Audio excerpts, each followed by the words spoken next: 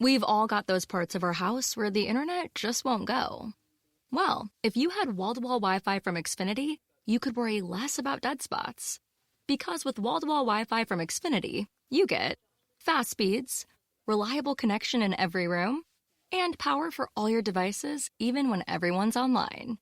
That's wall-to-wall Wi-Fi, only on the Xfinity 10G network. Restrictions apply. Not available in all areas. Actual speeds vary. Getting engaged is a moment worth cherishing. A one-of-a-kind ring that you design at Blue Nile can help your love sparkle. Just choose your diamond and setting. When you've found the one, you'll get it delivered right to your door. Finding the right engagement ring can be nerve-wracking. At Blue Nile, you'll have the expert guidance needed and a diamond guarantee that ensures you're getting the highest quality at the best price. Cherish all of life's moments and save up to 30% at BlueNile.com. That's BlueNile.com. With threats to our nation waiting around every corner, adaptability is more important than ever. When conditions change without notice, quick strategic thinking is crucial. And with obstacles consistently impending, determination is essential in overcoming them. It's this willingness, decisiveness, and resilience that sets Marines apart. With our fighting spirit, we don't just fight battles, we win them. Marines are the constant our nation counts on to fight the unknown. And through adaptable problem solving, we do just that. Learn more at marines.com. This is Anything But Footy, and I'm getting that golden glow over me thanks to para-GB athletes and British cycling doing so well in Holland. As someone said to me who's been listening to the podcast, thanks for the feedback, by the way, we want more of it. And rate us on iTunes as well, because that gives us an idea about and gives us a good opportunity for iTunes to rate us. They're getting excited for Tokyo 2020, and we're getting them excited for it. So all I will say to that is now we know how the athletes are beginning to feel. I'm John. And I'm Michael, and there's less than 500 days to go to the Tokyo Olympics. A little bit more, of course, to the Tokyo Paralympics, and that will certainly be our focus, the Paralympics and Paralympic sport, on this edition of Anything But Footy. And as John says, we would love to hear from you. You can always email us, anythingbutfooty@gmail.com. We love to read your emails. You can get in touch with us on Twitter. We love your tweets as well, anythingbutf on Twitter. We're also on Instagram, on Facebook, and on YouTube as well. Absolutely. Now, this episode is entitled In With the Old and the New. 46-year-old, can you believe this? 46-year-old James Cracknell is to become the oldest ever boat race rower, assuming he takes part. He's been named in the squad and the team for Cambridge, while 10-year-old Sky Brown has become the youngest ever British Olympian. No disrespect, but Dame Sarah Storey continues to show the youngsters the standard needed in paracycling, and new dad Max Whitlock shines at the British Championships ahead of the Europeans, and Adam Peaty, well, he just keeps setting new after new after new record. So young and old, new and old, no comment about me and Michael there. This is Anything But Footy. And we go into a brand new Olympic sport that is going to be in Tokyo 2020. And we saw 5 British skateboarders being selected to receive UK sport aspiration funding announced this week, designed to assist athletes from sports outside the world-class programme, which, of course, we've been talking about here on Anything But Footy for the last few episodes. Very much looking forward to seeing this sport at Tokyo. We've got some great medal opportunities. Sam Beckett, 26-year-old former X Games gold medalist, is considered Britain's best chance of winning a first skateboard medal. But it was all about 10-year-old Sky Brown, who is one of these 5 named to get this aspiration funding from UK Sport. She's been pro for 2 years and is a pro in surfing as well, which is also a new Olympic sport, and she wants to try and compete in both events in Tokyo. Now, Sky is not someone who is afraid of the limelight. She won last year's Junior Dancing with the Stars in the US. That's Strictly Come Dancing Juniors to you and me, Michael. I know you're a big fan. And becoming a social media sensation and raising tens of thousands of dollars to help Cambodian orphans as well. But 10 years old, Michael? Surely, this is too young. I only watched Strictly Come Dancing when Greg Rutherford was on it, to be honest with you, or Johnny Peacock. I have serious concerns about this. I must start by saying that. She's 10 years of age. She's clearly very, very talented, Sky Brown. Surfs, skateboards, dances, Japanese mother, British father. She had said that she was going to compete for Japan, but has switched to Great Britain. I presume, obviously, there's some kind of financial incentive behind that. And as you say, part of this GB skateboarding team, if they get the nod in December, which we think they will, to compete in Tokyo in 2020. There was an excellent, excellent piece on the BBC News this week put together by their sports correspondent, Natalie Perks. And that is what has given me the concerns about Sky Brown, because there she was. She's the youngest ever Nike athlete. She's recently appeared in a big campaign with Simone Biles, Caster Semenya, Dina Asher-Smith, and there she was sat with her sports manufacturers' logos plastered all over the place. You know, and I know how this kind of thing works. That will have been a condition of that interview. And she was talking very confidently about her ambitions to appear at the Olympic Games in Tokyo in 2020. She's clearly very good. I've been reading some articles about her, some reviews about her. She has the skill, she has the tricks by all accounts. Whether she has the strength and the power just yet, well, let's remember she's just 10 years of age. And my concerns stem from, you know, when you say names like Drew Barrymore, Britney Spears, Miley Cyrus, people like that, people that had fame, had fortune, had success at a very, very young age, and then went off the rails for a bit. And my advice to anyone listening to this that is concerned with Sky Brown, is in the Sky Brown team, parents of Sky Brown listening, go and speak to Tom Daley. Go and speak to Tom Daley's family. Go and speak to Tom Daley's advisors. He's been there. He's gone through this. He was slightly older. At Beijing, he was 14 at the Olympics in 2008. He's handled his career quite superbly. He's never had that really gone off the rails bit the likes of Drew Barrymore or Britney Spears has had. He's obviously had a lot of media attention. He's had all the commercial deals. He's had the interest from television. But he's continued to perform at an elite level of sport as well. And add to all of that, and we've spoken about this before, he's retained his personality and he's still a level-headed, decent bloke. So if I was saying anything to Sky Brown's family, she's still 10 years of age. She'll be 12 in Tokyo. Very, very young to go to an Olympic Games. I know we've had youngsters competing for Wales, competing for England in table tennis and in diving, respectively, at Commonwealth Games level. But the Olympic Games spotlight on Sky Brown in a new sport, skateboarding, surfing, whatever it is, will be completely different. And I would just urge all the people around her, all the people from Nike listening in that are putting her front and centre of their campaigns at the moment, go and speak to the Daley family and find out what happens next. Of course, we wish her all the best of luck for qualifying and obviously getting selected, and to all at Skateboarding England as well. She'd become the youngest British summer Olympian and second only to figure skater Cecilia College, who competed in the 1932 Games in Lake Placid at the age of just 11. She was the last British youngster and the last British athlete to win 2 medals in 2 different sports at the same Games. Again, Edward Barrett, who won tug of war and heavyweight wrestling at the London Olympics in 1908. It's a heck of a thing to put yourself up for when you're just 10 years old, as Michael says. In total contrast, from the young to the old, 46-year-old James Cracknell, then, the double Olympic champion. I mean, what a superstar in Sydney 2000 with Redgrave, Pinson and Foster. And then 4 years later again with Ed Coode, Steve Williams and Pinson again in that Coxless 4 to win his second gold medal at the Olympics. Retired in 2006 after rowing with Ben Fogle. Frankly enough to put anyone off. Totally understand that. But he's back in a boat, and he will be in the boat race team in 2019 for Cambridge University, just 9 years after tragedy struck when he was hit by a vehicle as he was cycling in Arizona and his helmet was struck in 2.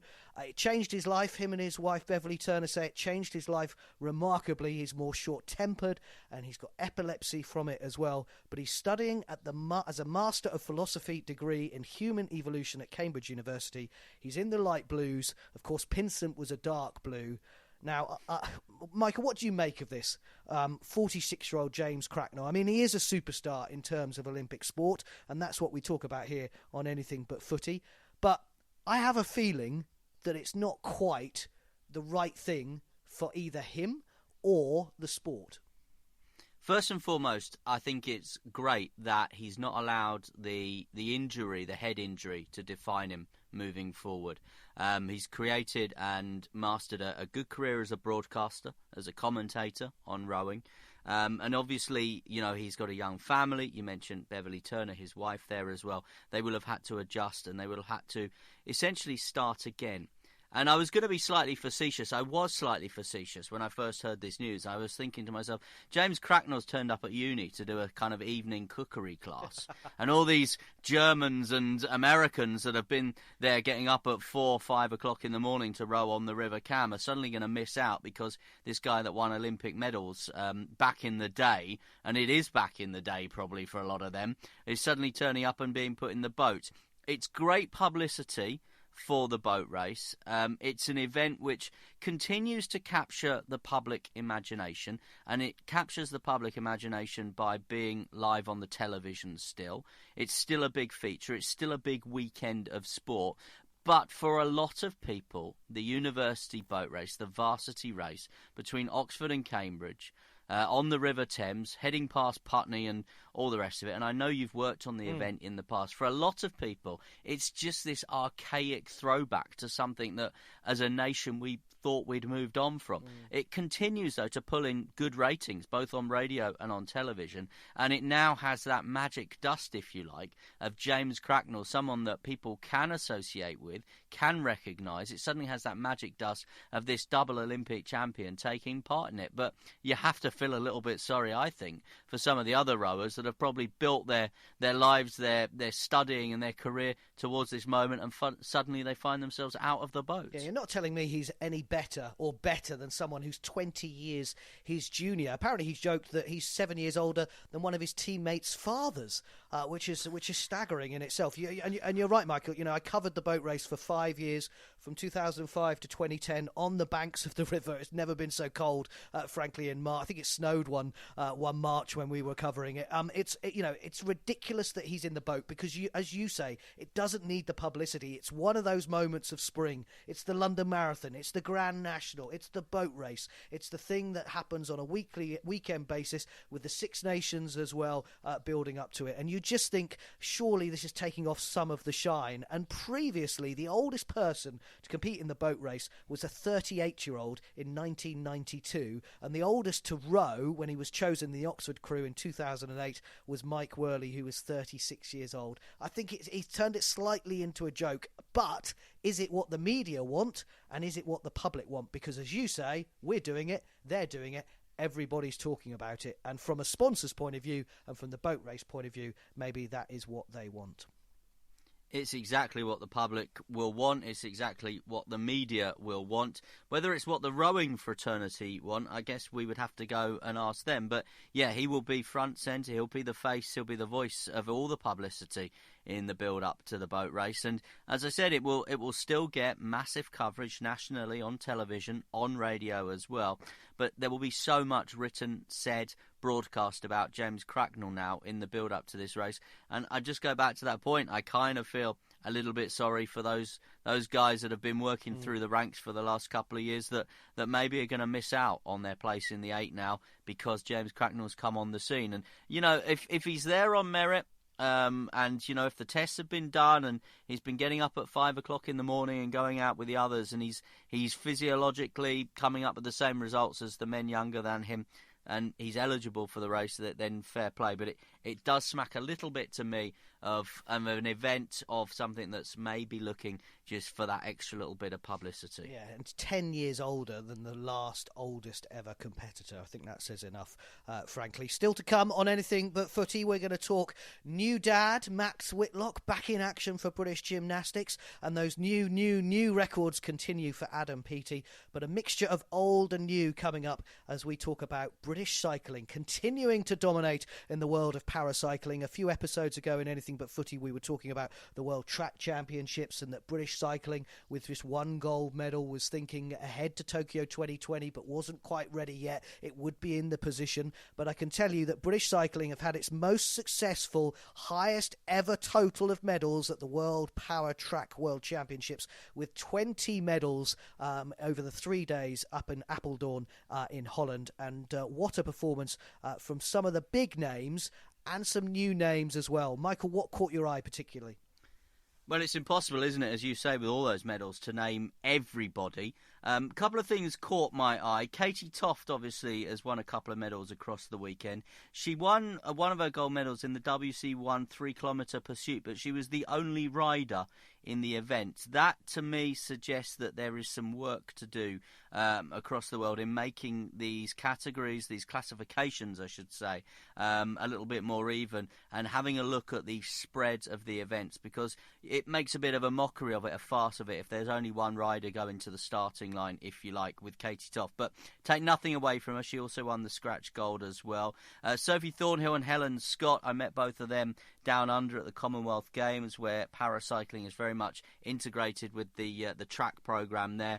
They've won another gold medal. They also won a medal earlier on in the week as well. But we go back to some of those names that we're familiar with, the likes of Kadina Cox, who we remember from the Paralympics, won both athletics and cycling medals. She won a gold medal in the time trial. She's been struggling with this really bad knee injury.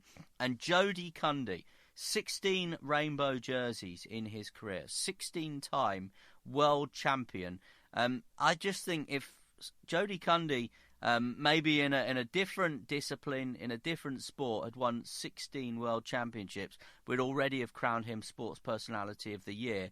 And yet there's just been, I think, such indifferent coverage over the weekend of what's been a fantastic 3-4 days of competition and fantastic success for British cyclists as well. Yeah, we're going to talk about that in a moment, because he has criticised the non-streaming of the event, which we'll come to in a moment. I think you're right about the people that you caught, you highlighted. Kadina Cox, I mean, she is that Yorkshire grit of a rider, and what's worrying for the rest of the world when she won that gold on the first day is that she said she had a technical issue with the gate at the start, so the time wasn't what she wanted. She set a time of 36.176 seconds, and she said, it's frustrating, I've gone so quick with a bad start, but I guess that suggests there's more to come. So frankly, if you're the rest of the world, you'll be going, oh my goodness, we really need to up our game. And Jody Cundy, as you say, 11 world titles on the trot, with a podium finish in the world kilo title, so well done to him on that, and we'll talk about him more in a moment.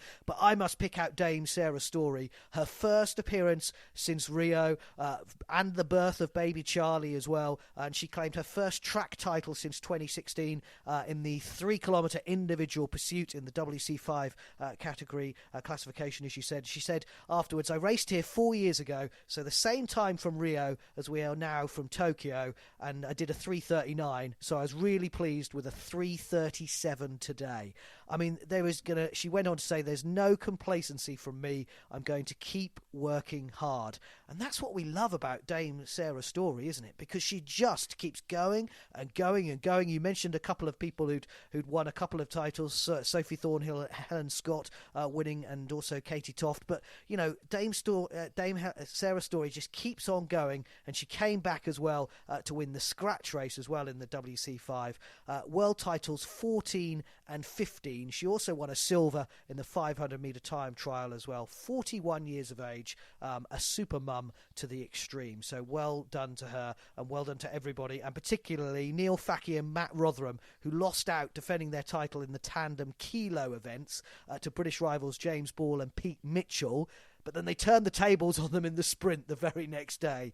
Gold for Facky and Rotherham, and the defending champions in that one. So well done to them. So lots of good performances as well. Some work to be done. I thought defending champion like Megan Giglia had to settle for 6th in the WC3 pursuit, and also was edged out in the medals in the 500-metre time trial. So, she did brilliantly in Rio, and you'd expect her to come back and perform. And also Laura Facky and Corinne Hall, who claimed a bronze medal. Facky saying afterwards, we've got a challenge on our hands, and we know what the target is now. It'll be fun to go away and work on going quicker. And that is all you can do. So a record-breaking number of medals for Para-GB and British cycling at these World Track Championships. But Jody Cundy unhappy once again with the UCI not live streaming the event. He says, I can't understand how this keeps happening. And it is frustrating, Michael, isn't it, when you think of these world-class athletes that we're talking about at the moment, that actually you can't actually watch it anywhere. Yeah, the UCI have been a bit of a joke, to be completely and utterly honest with you. Remember, this is the organisation that actually forgot to apply to be in the 2020 Paralympics initially. Initially, there was not going to be a paracycling programme. Now, what they have said in their defence is that paracycling is now fully integrated into the track discipline. But what has happened over the weekend, and what Jody Cundy has kind of vocalised, is that perhaps they say it's completely integrated. Perhaps it's not quite as integrated as they would hope. Now, in 2023, we've got these inaugural Cycling World Championships coming to the UK. They will incorporate track, mountain bike, road, BMX and paracycling all together. That will be good. I mentioned, obviously, in the Gold Coast at the Commonwealth Games, there is a track programme that incorporates the traditional track races and also the paracycling disciplines as well. It works really, really well on the Commonwealth Games, at the Commonwealth Games, and will do again in Birmingham in 2022. But Jody Cundy, I completely agree with him, because his efforts over the weekend again, and I said already, a 16-time world champion, he should be a knight of the realm in the way that Sarah Storey is a dame, because of his achievements. But it will go by the British public predominantly this weekend because there hasn't been the coverage, there hasn't been the live streaming, and he's said it should be a condition of hosting, so Appledorn or Manchester or Glasgow, whoever hosts this event again in the future, it should be a condition of hosting that streaming TV coverage should be sorted out and part of it, and I agree with Jody Cundy. Yeah, I mean, I absolutely right. He says, it's like we tell them what you want to hear and then their actions show nothing has changed. And it must just be so frustrating as a 4-time Paralympic champion. You're still competing, you're still setting records, as you said, with Dame Sarah Storey doing what she does as well.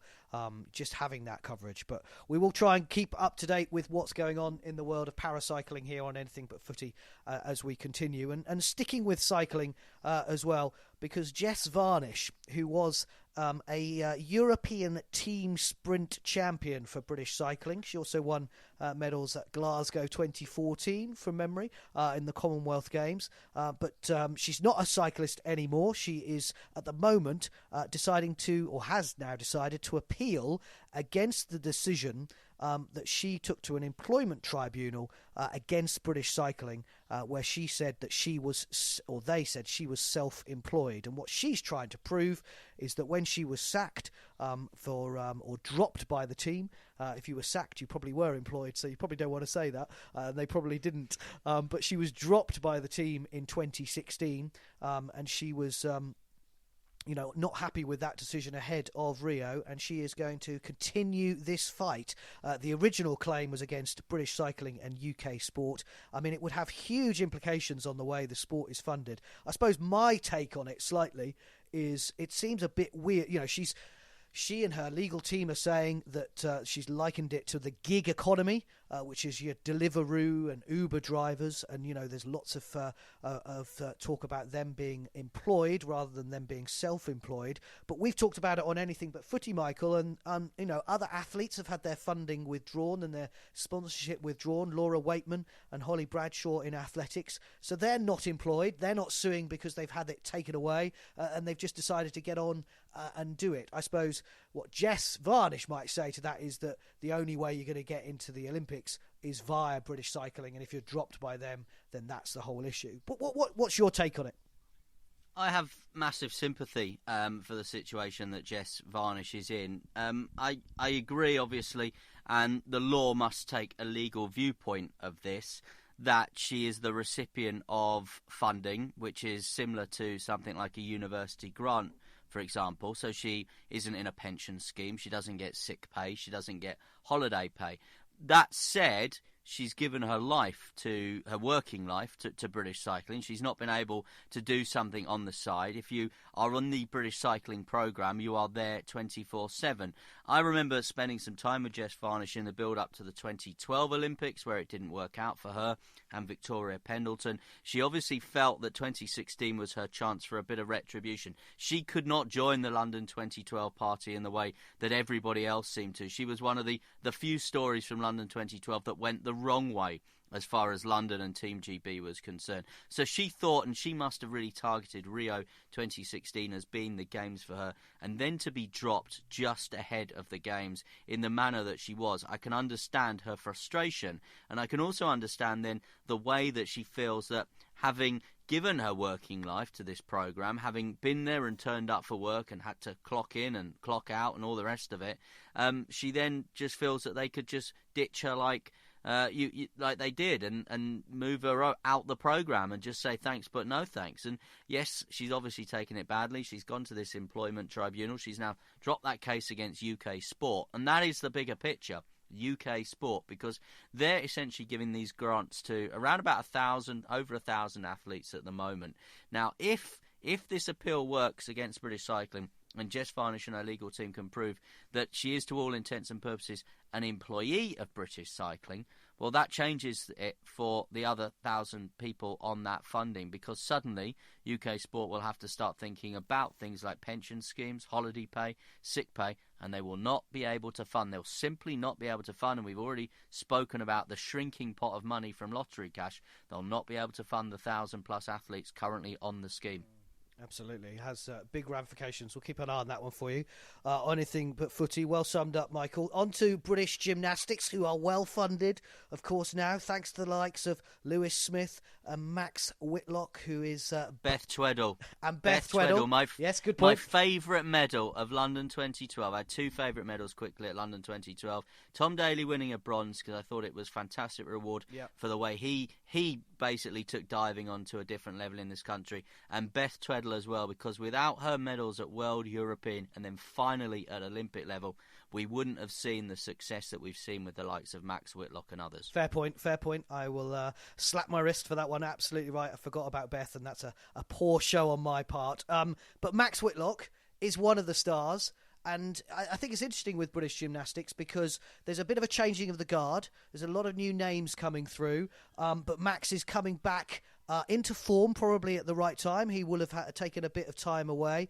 Absolutely came back at Gold Coast. Was in slightly surprised with some of the results and the performances at the Gold Coast when you were down there, Michael, as well. But, you know, this is a groundbreaking British gymnast. His our first ever Olympic gold, and then turning that into double gold in Rio, of course. One of the nicest people in sport, and now a dad as well. Baby Willow is just a few weeks old, and he was actually cradling her while doing the stretches before the British Championships, and before taking his pommel title, his best event, of course, and those British Championships in Liverpool. He scored on the pommel 15.350, which anything on a 15 for gymnastics is pretty impressive stuff. And it's given life a different perspective, I would have thought, going into Tokyo, but it's probably made him stronger, and he's looking to do more in Tokyo as well. Just 26 years of age. He is the daddy of great British gymnasts, with Niall Wilson injured at the moment as well. You've got the likes of James Hall, who dominated the men's competition from start to finish, won the all-round event for them, and then 19-year-old Ellie Downey, who's had 2 ankle operations since winning the Euro title 2 years ago, winning the women's all-round event. It's impressive to see these young people doing so brilliantly at gymnastics and really encouraging the next generation to continue that success of Tweddle, as you said. Just quickly, before we get on to our any other business and another young man, the 24-year-old Adam Peaty, on the subject of Max Whitlock, great sport is often about great rivalries, isn't it? Now, Max Whitlock had a rivalry with Lewis Smith. They pushed each other on as far as the pommel was concerned. And Rhys McClenaghan, the young Northern Irishman, will now be the rival to Max Whitlock. He'll be the one chasing Max Whitlock down as we head towards Tokyo 2020. He's the one that won the medals, of course, at the Commonwealth Games. And I think the fact that those two are coming to the fore together, with Max the senior man, if you like, in the partnership, that will just help as far as British gymnastics, Irish gymnastics is concerned as we head towards the next Olympics. Let's move on to Adam Peaty and swimming then, John. Project 56 still very much on track. Adam Peaty looking to become the first man to go under 57 seconds. He raced in a 100 metres breaststroke event in Edinburgh, 58.73 seconds, and then he said, I was only at 70% capacity. What does that say for the likes of James Wilby, Ross Murdoch, Craig Benson and the others. Yeah, it's the fastest time of the year as well, isn't it? I mean, I know it's early days in the season for the swimmers, but 58.73, over half a second faster than anyone had swam before that evening as well. Just shows that Petey is determined to get to where he wants to get to. And he said afterwards, this is a confidence boost for me. I didn't think I'd get to that number one ranking spot, and he's looking to push himself really forward on that. And great to see, as you say, the rivalry. Talked about Lewis Smith and Max Whitlock. You've got your James Wilby and Ross Murdoch, who were in their favoured 200 metres over the Edinburgh International over the weekend as well. And again, Wilby coming out on top, with both men pleased with their efforts at this point of the season. It's still early days, but boy oh boy is it good to see the swimmers continuing to push through, as well as the athletes that we've talked about on Anything But Footy on other episodes as well. So plenty of things coming up to look forward to as we continue to bring you big sporting events to this country, Michael. Some big news from the canoeing world. Yeah, well done to British Canoeing. The British Canoeing and UK Sport bid to bring the World Canoe Slalom Championships. Remember, they are hosting the event this year at the Lee Valley, and it will be coming back in 2023. So well done to all of those involved. We've got just a week to go to the London Landmarks Half Marathon as well. I noticed on Instagram that Amanda Holden will be taking part. I'm covering that next weekend, so looking forward to seeing Amanda Holden and maybe Simon Cowell.